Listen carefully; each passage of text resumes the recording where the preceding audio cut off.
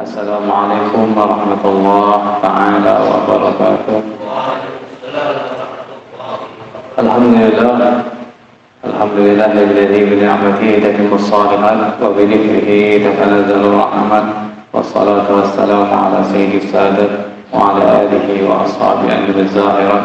Asyhadu an la ilaha illallah wahdahu la syarika lah wa asyhadu anna sayyidina wa habibana Muhammadan abduhu wa rasuluh. Allahumma salli ala sayyidina Muhammad al-fatih lima ughliq wal khatim lima sabaq nasir al-haqq bil haqq wal hadi ila siratal mustaqim wa ala alihi haqqa qadri wa qadari azim wa radiyallahu an syekhina wa qudwatina al-bil maqum bil abbas an tijan rabbi shrah li sadri wa yassir li amri wa hlul 'uqdatam min lisani yafqahu qawli subhanaka la 'ilma lana illa ma 'allamtana innaka antal 'alimul hakim amma ba'd. Ya ma'asyiral asatidz rahimakumullah wa ya ikhwan an-nujabat, para asatidz yang dimuliakan oleh Allah Subhanahu wa taala, para ikhwan yang berbahagia, yang mudah-mudahan kita semua senantiasa berada dalam lindungan dan bimbingan Allah Subhanahu wa taala. Alhamdulillah, mari kita bersyukur kepada Allah Subhanahu wa taala yang telah memberikan kepada kita semua berbagai macam nikmat, terutama nikmat iman, nikmat Islam, nikmat panjang umur, sehat walafiat, sehingga di sore hari yang berbahagia ini kita bisa melaksanakan zikir wazifah bersama, bersilaturahmi bersama, kemudian dilanjutkan dengan muzakarah sebagaimana yang sudah kita agendakan untuk bulan Ramadan ini, mengadakan kuliah asar dengan kitab At-Tasawwuf wa Thariqah, mengenal lebih dekat apa itu tasawuf, apa itu thariqah. Qala al-musannif rahimahullah taala, bismillahirrahmanirrahim. Alhamdulillah wassalatu wassalamu ala Rasulillah sayyidina Muhammad abdillah wa ala alihi washabbihi wa man wala. Wa ba'du, fa hadha kitabu bayan at-tasawwuf wa at-thariqah bi fusulin tis'ah mufidah li'amatil muslimin. Ini adalah kitab menerangkan tentang tasawuf dan thariqah. Apa itu tasawuf? Apa dasar-dasarnya dari kitab dan sunnah? Begitu juga apa itu thariqah? Apakah thariqah itu ada dalilnya, ada dasarnya dari kitab dan sunnah? Nah, ini akan dijelaskan ini. Walaupun kitab ini risalah yang ringkas, tipis, tapi cukup untuk menambah wawasan kita, supaya kita lebih mengenal tasawuf. Jadi penting bagi para ahli thariqah mengetahui apa itu thariqah, apa itu tasawuf. Nah, ini kitab ada 9 pasal. 9 pasal yang bermanfaat untuk amatil muslimin, untuk semua kaum muslimin secara umum. Walaupun ada pasal yang keempat atau 5 itu ada membahas sedikit tentang thariqah tijaniyah, tentang wiridnya. Tetapi kitab ini memang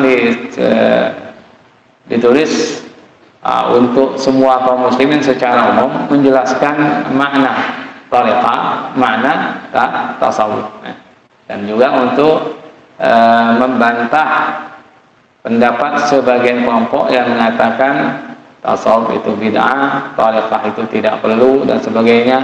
Nah, ini yang akan beliau paparkan dalam kitab ini. Kitab ini ditulis oleh salah seorang muqaddam tijaniyah di Nigeria.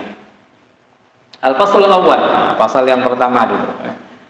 At-tasawwufu ta'rifuhu wa asluhu. Pasal yang pertama tentang tasawuf. Apa definisi tasawuf itu? Makna tasawuf itu apa? Kemudian dasarnya apa? Dasar dari Quran ataupun dari sunnah? Apakah ada dasarnya ilmu tasawuf tersebut? Inna tasawwufa juz'un minad din la yastaghni anhu ahadun. Sesungguhnya ilmu tasawuf itu bagian dari agama.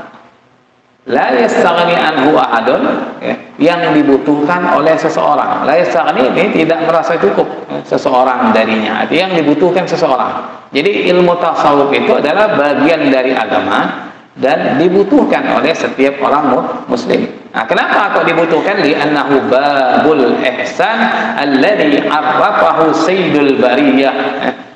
Biqaulihi al-ihsan an ta'budallaha ka'annaka tarahu fa in lam takun tarahu fa innahu yaraka. Kenapa kok ilmu tasawuf itu dibutuhkan oleh setiap orang? Karena ilmu tasawuf adalah pintunya ihsan.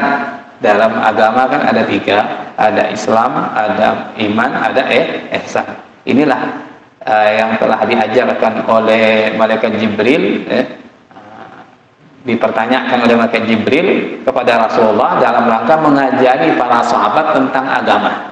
Dalam hadis sahih disebutkan, yang juga dikutip oleh Imam Nawawi dalam kitabnya Al-Arba'in An-Nawawi. Apa itu Islam, apa itu iman, kemudian apa itu ihsan. Nah, tasawuf ini adalah pintu dari bab ihsan. Seseorang yang ingin mencapai makom ihsan, maka harus melewati ilmu tasawuf. Pintunya tasawuf. Kalau tidak mengerti tasawuf, tidak bertasawuf, maka tidak akan bisa dia sampai pada makom ihsan. Tidak akan bisa dia masuk ke makom ihsan, karena pintunya adalah tasawuf.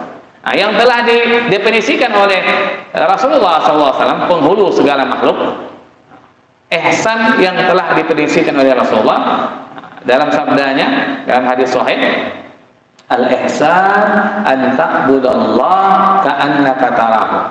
Ihsan itu adalah engkau menyembah Allah seakan-akan engkau melihat Allah. Fa in lam takun tarahu fa innahu yaraka. Jika engkau tidak bisa, belum bisa untuk melihat Allah SWT ketika beribadah, maka sesungguhnya Allah melihatmu. Inilah makam yang kita usahakan. Nah, kalau yang sudah makam muntahi, orang sudah mencapai, orang yang sudah ma'rifat, maka dia akan beribadah seakan-akan dia melihat Allah Subhanahu wa taala. Nah, tetapi orang-orang seperti kita ini masih butuh proses. Jika kita tidak bisa untuk beribadah seakan-akan melihat Allah Subhanahu wa taala, maka hendaklah kita merasa diawasi oleh Allah. Ketika seseorang beribadah dan merasa diawasi oleh Allah, otomatis dia akan memperhatikan adab dalam beribadah. Tidak hanya menggugurkan kewajiban, tidak hanya yang penting sah, tapi bagaimana ini lagi berada di hadapan Allah Subhanahu wa taala, otomatis harus memperhatikan adab, bagaimana pakaiannya, dan juga bagaimana tata keramanya ini mau menghadap Allah Subhanahu wa taala. Nah, jadi harus seperti itu. Nah, inilah makam ihsan itu. Dan untuk mencapai makam tersebut, itu dengan ilmu tasawuf. Wa min thamma summiyat tasawwufu ilmal ubudiyati. Dari sanalah ilmu tasawuf itu juga disebut dengan ilmu ubudiyah, ilmu penghambaan kepada Allah Subhanahu wa taala. Karena di dalam ilmu tasawuf itu dipelajari bagaimana cara seorang hamba menjadi hamba, menghambakan diri kepada Allah Subhanahu wa taala. Wa ahluhu a'badun nasi fi kulli qarnin. Dan ahli tasawuf, orang yang mempelajari ilmu tasawuf, orang ahli tasawuf itu adalah manusia yang paling ahli dalam beribadah di setiap masa. Di setiap masa yang paling ahli dalam ibadah, yang paling benar ibadahnya, yaitulah ahli tasawuf itu. Ahli tasawuf. Bi syahadatit tarikh wal his wal musyahadah, dengan kesaksian sejarah kenyataan telah menyaksikan bahwasannya a'badun nas hum ahlus sufiyah, hum ahlut tasawuf. Orang yang paling ibadah, paling benar ibadahnya adalah para ahli tasawuf itu. Wa hum ashabul khalwat li munajati rabbis samawati. Mereka ashabus as-sufiyah, ahli tasawuf itu adalah orang-orang yang suka berkhalwat, menyendiri untuk bermunajat pada Tuhan pencipta langit. Orang-orang yang suka jauh dari manusia dan menyendiri untuk bermunajat, mendekatkan diri kepada Allah. Mereka lah ahli tasawuf. Mereka yang tidak senang dengan kemewahan dunia, mereka tidak senang dengan keramaian hiruk-pikuk hidup dunia. Mereka senang menyendiri dengan Allah, senang berzikir, senang bermunajat kepada Allah, tidak hirau dengan kehidupan dunia. Ini ahlu tasawuf. Dan ini tasawuf itu sudah ada sejak zaman Rasulullah, itu sudah ada istilah tasawuf, cuman namanya saja berbeda. Tidak ada sufi, tapi ada istilah di zaman Rasulullah sudah ada istilah zuhud, zahid, karena ilmu tasawuf ini juga ilmu zuhud. Maka ada sebagian juga menamakan ilmu tasawuf adalah ilmu zuhud. Orang yang bertasawuf juga disebut dengan zahid, zahid. Wahwa ilmu zuhud. Nah, ini dan ilmu tasawuf adalah ilmu zuhud. Ilmu zuhud alladhi sannafa fihi ulama al-qudama. Ilmu zuhud yang telah dikarang, disusun oleh ulama-ulama terdahulu, telah menyusun tentang ilmu zuhud ini. Ka'Abdullah bin Mubarak, seperti Sayyidina Abdullah bin Mubarak telah menyusun kitab khusus tentang ilmu zuhud. Wal Imam Ahmad bin Hanbal juga telah menyusun kitab tentang zuhud. Wa banihi, dan putranya Sayyidina Abdullah bin Ahmad bin Hanbal juga telah menyusun kitab tentang zuhud. Wa Abi Nu'aim al-Asbahani wal Imam al-Baihaqi, dan banyak lagi, Imam Baihaqi, Abu Nu'aim al-Baihaqi menyusun telah menjelaskan tentang ilmu zuhud. Nah, itu ilmu zuhud.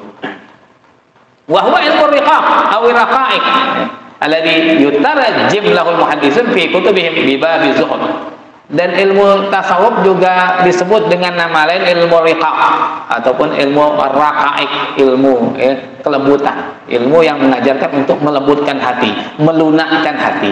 Itulah yang diterjemahkan oleh para muhaddis, para ahli hadis dalam kitab mereka dengan bab zuhud, wa riqaq, bab zuhud wa riqaq. Nah, maksudnya itu adalah tentang tasawuf itu. Au kitabur raqa'iq, ataupun ada juga para ahli hadis menulis dengan kitabur raqa'iq. Maksudnya di situ adalah membahas tentang ilmu-ilmu tasawuf. Kama fil Bukhari wa Muslim wa ghairihi. Sebagaimana yang ada dalam kitab Bukhari dan kitab Imam Muslim disebutkan tentang bab ilmu tasawuf itu disebutkan. Itu ilmu tasawuf. Bahkan Al-Imam Malik sendiri sudah menyebutkan, Imam Malik kan berarti generasi tabi'in, tabi'in. Beliau sudah mengatakan dalam sebuah makalah yang masyhur, man tafaqqaha wa lam yatasawwaf, man tafaqqaha wa lam yatasawwaf faqad tafassaq. Wa man tasawwafa wa lam yatafaqqah faqad tazandaq. Wa man tafaqqaha wa tasawwafa faqad tahaqqaq. Orang yang belajar ilmu fikih tapi tidak mengerti tasawuf, hanya belajar ilmu fikih saja tapi tidak mengerti ilmu tasawuf, maka dia berdosa, fasik dia. Dia adalah orang yang fasik. Karena biasanya kalau orang tidak belajar ilmu fikih, tidak belajar ilmu tasawuf, belajar ilmu fikih, suka ngambil kol-kol yang lemah-lemah, yang mudah-mudah, kadang-kadang suka mengabaikan, penting sah, ini sah menurut fikih. Tapi kalau orang ahli tasawuf itu tidak mau. Sufi itu mereka berhati-hati dalam ibadah, bahkan mereka tidak mau melakukan rokso keringanan itu tidak mau mereka. Itu ahli tasawuf. Ahli tasawuf itu mereka menganggap sunnah itu sebagai wajib, makruh itu sebagai haram bagi mereka. Itu tasawuf, sangat berhati-hati sekali dalam ibadah. Nah, tidak menggampangkan, tidak mengentengkan. Maka kalau ahli fikih kemudian disertai dengan tasawuf, sempurna dia. Nah, sebaliknya tadi kalau orang belajar tasawuf tapi tidak belajar fikih, fakat tazandak, zindik. Dia akan menjadi zindik. Sungguh dia telah zindik, kata Imam Malik. Belajar tasawuf tapi tidak belajar fikih. Dengan hukum fikih langsung belajar tasawuf. Nah, ini jadi zindik dia. Nah, zindik itu nanti bisa jadi seperti ateis. Akhirnya itu nanti muncullah yang namanya mazhab iling. Cukup ingat, tidak perlu sholat. Nah, iling. Nah, itu kan karena belajar tasawuf tapi tidak belajar syariat itu, tidak belajar fikih. Akhirnya begitu. Nah, pikirannya itu. Yang penting hatinya bersih. Sholat itu untuk orang-orang yang banyak dosanya. Kalau orang sudah bersih, tidak perlu sholat lagi, cukup ingat aja sudah sampai. Sampai dengan Allah, ini berbahaya juga. Makanya jadi zindik, kata Imam Malik. Wa man tafaqaha wa tasawwuf faqad tahaqaha. Orang yang belajar fikih kemudian belajar tasawuf, maka sungguh dia telah menjadi benar, tahaqqaq dia telah menjadi benar dia. Itulah yang dilakukan oleh para ulama-ulama terdahulu. Imam Ghazali ini ahli syariat sebelumnya. Bertahun-tahun beliau mempelajari ilmu syariat itu puluhan tahun. Kemudian di akhir hayatnya beliau baru memperdalam ilmu tasawuf sampai menulis kitab yang masyhur, kitab Ihya Ulumuddin, itu tentang tasawuf itu yang dibaca oleh para ulama. Begitu juga Sultanul Ulama Sayyidina Izzuddin bin Abdus Salam. Awalnya beliau mengkritik apa itu tasawuf, apa itu tarekat. Apakah tidak cukup ini ilmu syariat kok harus bertarekah, harus bertarekah lagi, harus bertasawuf. Pertama mengkritik. Ketika beliau ngumpul sama Syekh Abdul Hasan Asy-Syadzili yang ketika itu muassis tarekah Syadziliyah, baru tahu oh gini rupanya tasawuf. Akhirnya beliau masuk ke dalam tarekah Syadziliyah, menjadi seorang sufi, menjadi muridnya Syekh Abdul Hasan Asy-Syadzili. Awalnya mengkritik, karena enggak tahu dalamnya kayak apa ilmu tasawuf itu. Setelah tahu baru mengerti, cuma baru dia menyadari bahwasanya yang berpegang pada syariat sesungguhnya itu ya para ahli sufi, para ahli tasawuf itu. Wa tasawuf ilmu tazkiyatin nafsi. Dan tasawuf itu adalah ilmu mensucikan jiwa. Ilmu mensucikan jiwa. Jadi inti yang diajarkan oleh tasawuf, tujuan utamanya dalam tasawuf itu adalah membersihkan jiwa ini. Amal ibadah kita akan jadi sia-sia kalau jiwanya kotor. Amal ibadah kita, sedekah kita, sholat kita, kalau hatinya, jiwanya kotor, jiwanya penuh dengan hasud, dengki, benci sama orang, percuma ibadahnya. Jadi inilah yang dijadikan prioritas dalam ilmu tasawuf itu. Makanya dikatakan ilmu tazkiyatin nafsi, ilmu membersihkan jiwa. Qala ta'ala, di sini firman Allah Ta'ala, beliau mengambil dalil dari firman Allah, qad aflaha man zakkaha wa qad khaba man dassaha. Sungguh telah beruntung orang yang membersihkan jiwa nafsu, dan sungguh telah rugi orang yang mengotori jiwanya, tidak dibersihkan, dikotori terus dengan maksiat, tapi tidak pernah dibersihkan, rugi dia. Dan beruntung orang yang membersihkan jiwanya dengan zikir, dengan digembleng dengan zikir dan sebagainya. Wagala jalla sya'nuhu. Allah SWT juga berfirman dalam ayat lain, dalam ayat 14 sampai 19 dari surat Sabih. Qad aflaha man tazakka wa dzakara isma rabbih fa shalla bal tu'thiruna al-hayata ad-dunya wal akhiratu khairun wa abqa inna hadha la fi as-suhufil ula suhufi Ibrahim wa Musa. Qad aflaha man tazakka, sungguh telah beruntung orang yang telah mensucikan jiwa. Tazakka ini tatahhar minal ma'asi minasyirik wal ma'asi. Sungguh beruntung orang yang telah mensucikan jiwanya dari syirik dan dari kemaksiatan. Wa dzakara isma rabbih fa shalla, lalu dia menyebut nama Tuhannya, kemudian dia melakukan salat. Bal tu'thirun, akan tetapi mereka mengutamakan kehidupan dunia, tetapi mereka mengutamakan kehidupan dunia wal akhirah, padahal akhirat itu lebih baik dan lebih kekal. Inna hadza, sesungguhnya hal ini sungguh telah ada dalam suhuf yang pertama, yaitu suhufnya Ibrahim dan suhufnya Nabi Musa. Di sini dalam ayat ini Allah menyebutkan tentang ilmu tata cara ilmu tarekat tersebut. Zakar Allah Ta'ala huna at-tazkiyah. Di sini Allah menyebutkan tentang tazkiyah, menyucikan jiwa, menyucikan diri. Wa turuqaha, dan tata caranya. Allah sebutkan menyucikan diri, kemudian tata caranya. Wa jazaaha, dan balasannya. Apa balasan yang diperoleh orang yang mensucikan jiwanya? Wa natijataha, dan natijahnya, hasil dari menyucikan jiwa tersebut. faqaddamal jaza, lalu Allah dahulukan balasan. Allah dahulukan balasan karena memang manusia itu naluri manusia tidak mau melakukan sesuatu kecuali sudah mengetahui mendengar balasan dulu. Makanya Allah dahulukan balasannya. Qad aflah, sungguh telah beruntung. Siapa? Orang yang menyucikan jiwa. Nah, itu balasannya. Faqala qad aflah, telah beruntung untuk orang. Nah, kemudian baru Allah sebutkan beruntung kenapa? At-tazkiyah, orang yang menyucikan jiwanya dia akan menjadi beruntung. Faqala man tazakka, orang menyucikan jiwa. Jadi disebutkan dulu apa balasannya. Nah, kemudian balasan apa? Balasan menyucikan jiwa. Kemudian Allah sebutkan caranya. Bagaimana cara menyucikan jiwa tersebut? Summa turuqaha wa wasailaha. Kemudian caranya dan perantara untuk menyucikan jiwa itu. Apa? Faqala, Allah menyebutkan wa dzakaras rabbihi fasalla.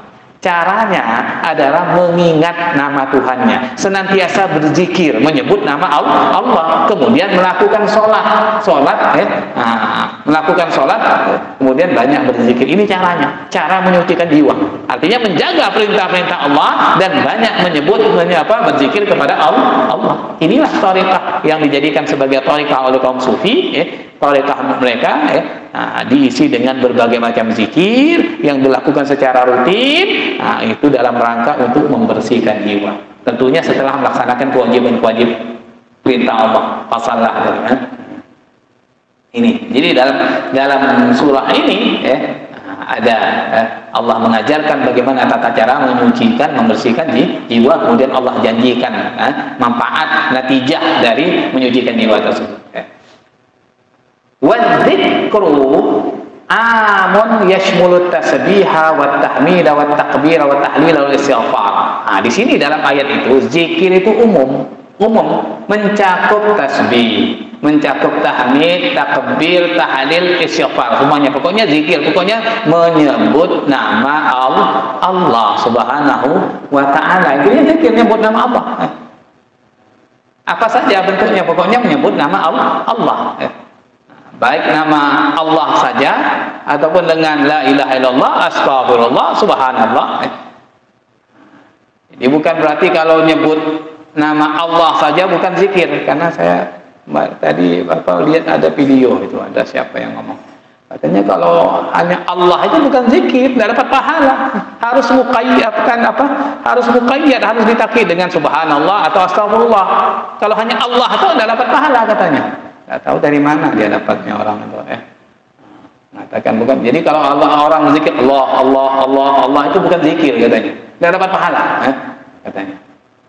Padahal Allah kan sudah menyebutkan dalam firman-Nya, ala bi dzikrillah tatma'innul qulub. Ketahuilah dengan menyebut Allah, menyebut nama Allah, bi dzikrillah.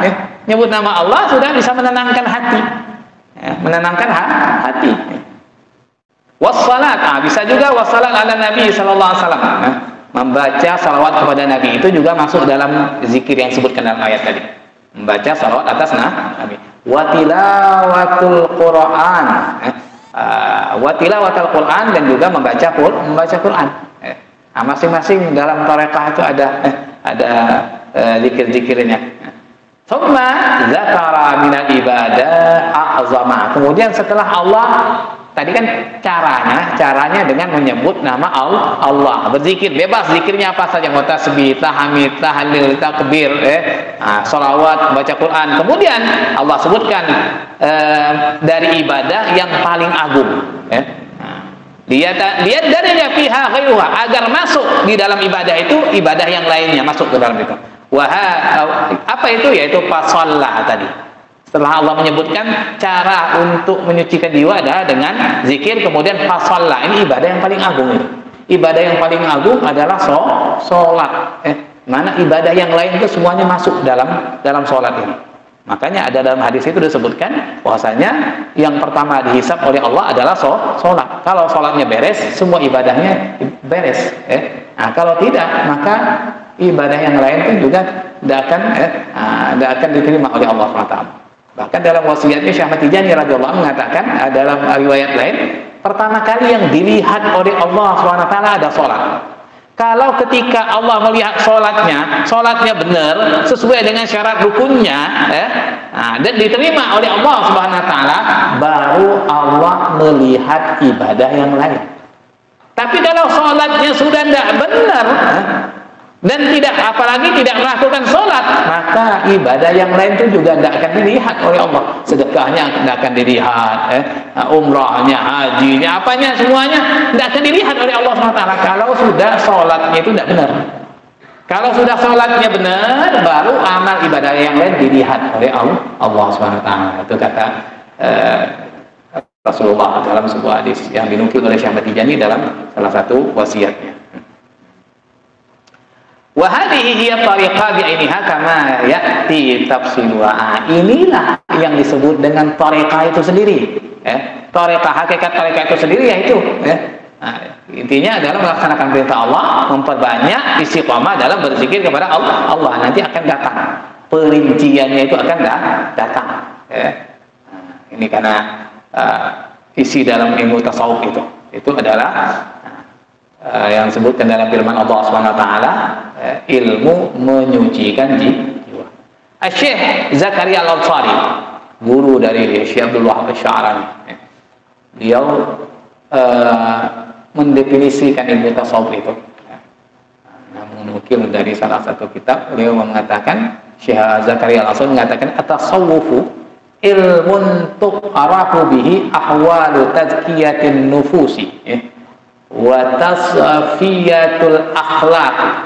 Ilmu tasawuf itu adalah ilmu yang bisa diketahui dengannya keadaan menyucikan jiwa dan membersihkan akhlak.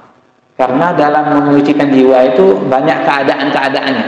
Dengan ilmu tasawuf itu diketahui. Ada yang keadaannya dengan zikir, ada yang keadaannya itu dengan banyak berpuasa, ada juga dengan berkhalwat. Jadi masing-masing keadaan-keadaan dalam menyucikan jiwa itu. Makanya dalam ajaran thariqah itu tidak heran kalau berbeda-beda cara, tapi tujuannya satu. Caranya berbeda-beda. Ada yang caranya dengan dengan khalwat harus sekian bulan, sekian tahun dan sebagainya, baca wirid ini, baca zikir ini.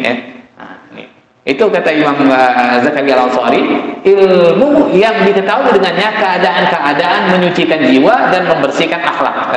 Wa ta'mir zahir wal batin li sa'adah al-abadiyah, dan memakmurkan zahir batin untuk meraih kebahagiaan yang abadi. Jadi ilmu tasawuf itu ilmu yang bisa diketahui dengannya keadaan menyucikan jiwa, membersihkan akhlak, dan memakmurkan zahir batin. Bagaimana cara memakmurkan zahir, bagaimana cara memakmurkan batin, itu dengan ilmu tasawuf. Kita tidak hanya zahir kita. Kalau zahir kita makmurkan dengan melakukan ibadah, dengan berzikir, itu dengan berakhlak yang baik, itu zahir.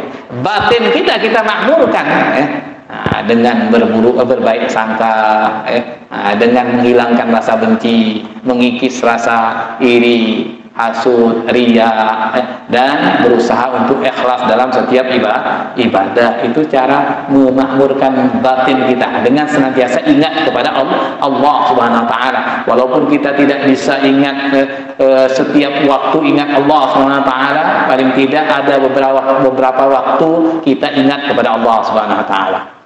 Kalau kita itu memang butuh proses. Makanya kita dibimbing dalam thariqah ini, minimal kita ingat Allah pagi sore ketika sholat 5 waktu, kemudian pagi sore kita ingat kepada Allah Subhanahu Wa Taala.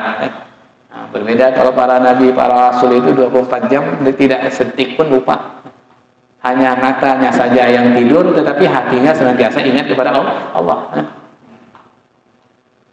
Itu ilmu tasawuf menurut Syekh Zakaria Al-Ansari. Sehingga Al-Imam Ghazali itu dalam sebuah makalahnya beliau juga mengatakan, Imam Ghazali, ad-dukhul ma'as sufiyati fardu ainin illa yakhlu ahadun min aibin ilal anbiya alaihi salatu wassalam. Masuk, bergabung, masuk bersama kaum sufi itu fardu ain. Fardu ain, wajib fardu ain untuk bergabung masuk bersama kaum sufi. Kenapa? Illa yakhlu ahadun min aibin illal anbiya. Karena tidak seorang pun yang lepas dari aib. Semuanya punya aib. Semuanya sakit hatinya, kecuali para nabi. Para nabi. Ya. Jadi selain nabi itu kita butuh torekah, butuh harus bergabung, mempelajari ilmu tasawuf dan bergabung bersama mereka untuk supaya kita dibersihkan dari segala aib. Itu dikatakan oleh Imam Ghazali radhiyallahu anhu tentang ilmu tasawuf. Wa qawluhu wallahu a'lam bissawab. أعوذ بالله من الشيطان الرجيم بسم الله الرحمن الرحيم الحمد لله رب العالمين اللهم صل على سيدنا محمد الفاتح لما أغلق والخاتم لما سبق ناصر الحق بالحق والهادي إلى صراطك المستقيم وعلى آله حق قدره ومقداره العظيم علمنا الله وإياكم علم التوبة والأدب سبحانك اللهم وبحمدك أشهد أن لا إله إلا أنت أستغفرك وأتوب إليك سبحان ربك رب العزة عما يصفون وسلام على المرسلين والحمد لله رب العالمين وبالله التوفيق والهداية والسلام عليكم ورحمة الله تعالى وبركاته.